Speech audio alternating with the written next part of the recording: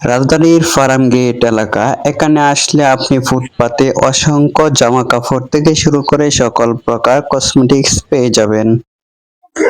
আমি এখন ধানমন্ডি ৩২ নাম্বার থেকে একটি রিক্সা নিয়ে আমি এখন যাচ্ছি ফার্মগেটের উদ্দেশ্যে। ফার্মগেটে গিয়ে দেখব সে জায়গায় ফুটপাতে কি পরিমাণ জিনিস পাওয়া যায়, কি কিনতে পারি সে বিষয়টি আপনাদের সাথেও শেয়ার করব। আপনারা দেখতে থাকেন ধৈর্য সহকারে। ধানমন্ডি ৩২ নাম্বার থেকে ফার্মগেট বেসিক্যালি ভাড়া হলো রিক্সায় ৩০ থেকে ৪০ টাকা। আপনার কাছ থেকে বেশি নিতে পারে, একটু দাম দর করে নেবেন।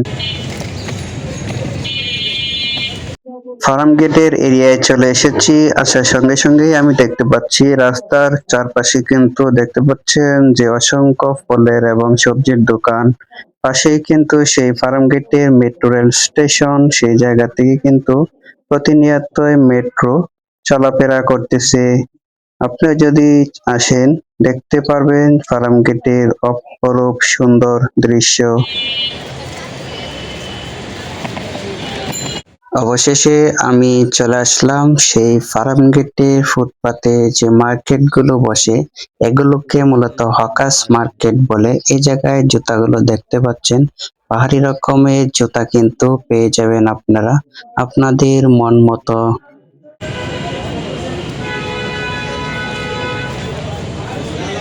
শুধু জুতাই নয়, আপনারা পেয়ে যাবেন অন্য যে কসমেটিক্স সহ বিভিন্ন আইটেম বাচ্চাদের খেলার জন্য এবং পোশাক থেকে শুরু করে যে কোনো পণ্যই কিন্তু আপনারা এই ফুটপাতে পেয়ে যাবেন। একটু দরদাম করে নেবেন, না হলে আপনাকে ঠকিয়ে দেওয়ার চান্স আছে। কারণ তারা দাম দরে ওস্তাদ। আপনাকে এমন দাম বলবে যে আপনারা হতভম্ব হয়ে পড়বেন দাম বলতে গিয়ে। তারপরে আপনাদের কিনতেই হবে। একটু সাবধানতা অবলম্বন করবেন ফুটপাত থেকে প্রোডাক্ট কেনার সময়। মাঝে মাঝে তারা এরকম বিহেভ করে যে আপনার পছন্দ না হলেও প্রোডাক্ট দেখছেন তাই নিতেই হবে। আমার সাথে এরকমটাই হয়েছিল এই দোকানে।